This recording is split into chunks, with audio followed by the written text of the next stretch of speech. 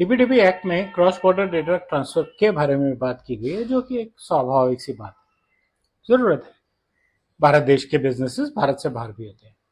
आइए इस वीडियो में हम इसके बारे में बात करें। मेरे यूट्यूब चैनल पे आपका स्वागत है, जिस पे आप रोज प्रीवीसी पे नया कंटेंट देखते हैं। और जैसा कि मैंने कहा, हम आज बात करेंगे क्रॉस बॉर्डर डेटा ट्रांसफर की। हमें ये जरूरी है कि हम ये जानें कि भारत से बाहर डेटा कहाँ जा सकता है, कैसे जा सकता है, क्या सिक्योरिटी गाइडलाइंस है। ऐसा इसलिए क्योंकि हमारे सिटीजन की पर्सनल इन्फॉर्मेशन है और बहुत सारे बिजनेसेस डिपेंडेंट हैं। इंटरनेशनल बिजनेसेस डिपेंडेंट हैं, भारतीय सिटीजन बाहर रहते हैं। इंफॉर्मेशन इतनी इंपॉर्टेंट है। कितने ही ऐसे बिजनेसेस हैं जहां हम इक्विपमेंट ही इंटरनेशनल यूज करते हैं। हेल्थ केयर में आप देखिए, कितनी इक्विपमेंट है ही इंपोर्टेड, उनसे डेटा कहीं बाहर तो नहीं जा रहा। आइए बात करें। पहली बात, भारत सरकार ने अपने एक्ट में ये कहा था कि वो व्हाइट लिस्टेड कंट्रीज की लिस्ट बनाएंगे।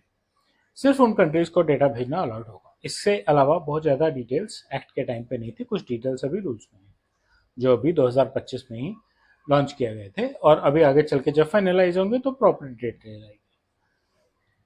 हमारे इंटरनेशनल बिजनेसेस पे इसका इम्पैक्ट आएगा, जरूरी लाजमी सी बात है। IT industry, SaaS service providers, BPOs, finance companies, health care companies, जैसा मैंने कहा। और मैं तो ऐसे दो हॉस्पिटल चेन्स के साथ काम करता हूँ जहाँ पे फंडिंग ही पूरी इंटरनेशनल है, और दो इंटरनेशनल फंडिंग कंपनीज ने पूरी की पूरी चेन्स ऑफ हॉस्पिटल्स को फंड दिया हुआ है। तो पर्सनल इन्फॉर्मेशन तो वहां जाएगी जाएगी, क्योंकि जिसने फंड दिया हुआ है उसको रिपोर्ट तो चाहिए कि आप क्या बिजनेस कर रहे हैं, क्या नहीं कर रहे हैं। अब उसमें क्या पर्सनल इन्फॉर्मेशन बिल्कुल नहीं जाएगी, थोड़ी सी जाएगी, सिर्फ बिजनेस रिलेटेड जाएगी। बट बिजनेस रिलेटेड भी पर्सनल तो पर्सनल है ना। और इंडियन बिजनेसेस की जिनकी ब्रांचेस अब्रॉड है, उन पर भी इसका असर पड़ेगा। तो 2025 में जो रूल्स आए हैं, उन्होंने क्या ऐड किया? उन्होंने सबसे पहली बात ये ऐड की है कि ऐसा भी हो सकता है कि भारत सरकार एक लिस्ट बनाए नेगेटिव कंट्रीज की। इन कंट्रीज में डेटा जाना अलाउड नहीं। कहाँ भेजोगे, कहाँ नहीं भेजोगे, बात की बात है, यहाँ अलाउड नहीं। सिग्निफिकेंट डेटा फिड्यूशरीज के लिए ऐसा शायद मैंडेटरी हो जाएगा कि उनको सेंसिटिव डेटा इंटरनली ही हैंडल करना पड़ेगा, कैटेगराइज करके। जैसे बैंकिंग इंफॉर्मेशन क्यों इंटरनेशनली जाए? नहीं जानी चाहिए, बहुत sensitive. Biometrics, health care records, ये इंटरनेशनली नहीं जाने चाहिए। टेक्नोलॉजी इंपोर्ट कीजिए, अगर आपको लगता है कि आपकी किसी टेक्नोलॉजी पे डिपेंडेंस है, डेवलप कीजिए। कुछ प्रिस्क्राइब्ड कंडीशंस हैं इंटरनेशनल ट्रांसफर के लिए: एडिक्वेट सिक्योरिटी सेफगार्ड्स और गवर्नमेंट का अप्रूवल, खास करके सेंसिटिव ट्रांजैक्शंस के लिए। एडिक्वेट सिक्योरिटी सेफगार्ड्स का मतलब है कि एन्क्रिप्शन और एनोनिमाइजेशन और रोल बेस्ड एक्सेस, ये चीजें अप्लाई होनी जरूरी है डेटा ट्रांसफर करने से पहले।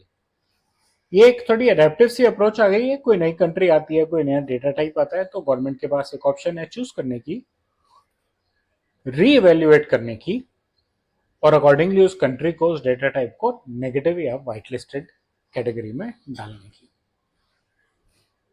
हमें क्या पता होना चाहिए और हमें क्या करना चाहिए? हमें इस चीज के लिए तैयार रहना चाहिए कि हमें पता हो कि हमारा कौन सा डेटा इंटरनेशनली जा रहा है, कैसे जा रहा है, हमें क्यों भेजना पड़ रहा है, और किन कंट्रीज में भेजना पड़ रहा है, जिससे कि जैसे ही लिस्ट आए हम रेडी हो। हमारे कॉन्ट्रैक्ट्स क्या कहते हैं? क्या हमने कॉन्ट्रैक्ट्स और वेंडर्स की कंप्लायंसेस को ठीक से देखा हुआ है? हमारे एग्रीमेंट्स में कुछ इंपॉर्टेंट पॉइंट्स ऐड होने चाहिए। ब्लैक लिस्टेड कंट्रीज में डेटा ट्रांसफर अलाउड नहीं, किसी भी कीमत पे नहीं। और रीजनेबल सिक्योरिटी सेफगार्ड्स अप्लाई होने जरूरी है। रीजनेबल सिक्योरिटी सेफगार्ड्स का मतलब कि आप एनक्रिप्शन कर रहे हैं, ट्रांसफर के टाइम पे एनोनिमाइजेशन कर रहे हैं, दोनों तरफ, प्राइमरी में भी और सेकेंडरी में भी आप रोल बेस्ड एक्सेस अप्लाई कर रहे हैं। बैंडविड्थ की क्वालिटी, बैंडविड्थ की सिक्योरिटी, या जो भी आप ट्रांसफर का मैकेनिज्म ढूंढ रहे हैं उसकी सिक्योरिटी। कहीं ऐसा तो नहीं कि बैंडविड्थ ही कॉम्प्रोमाइज्ड है, नेटवर्क आईएसपी ही कॉम्प्रोमाइज्ड है और एक नया रिस्क है। प्रिवेसी पॉलिसीज को अपडेट कीजिए, जिससे कि ट्रांसफर की ट्रांसपेरेंसी भी उसमें आए।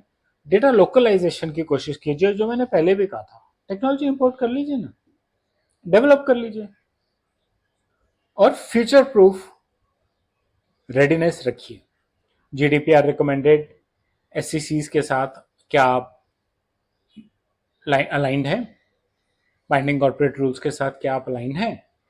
वाइट लिस्टिंग अपडेट्स गवर्नमेंट कब देगी, कब कब देगी, कोई चेंजेस आए तो आपको इमिजिएटली पता होना चाहिए, और ऑडिटेबिलिटी होनी चाहिए। कभी भी ऑडिटर्स आए आपका डेटा ऑडिट करने के लिए तो आपकी तैयारी होनी चाहिए कि आप उनको इजीली अपना डेटा जो है वो ऑडिट करने दे सकें।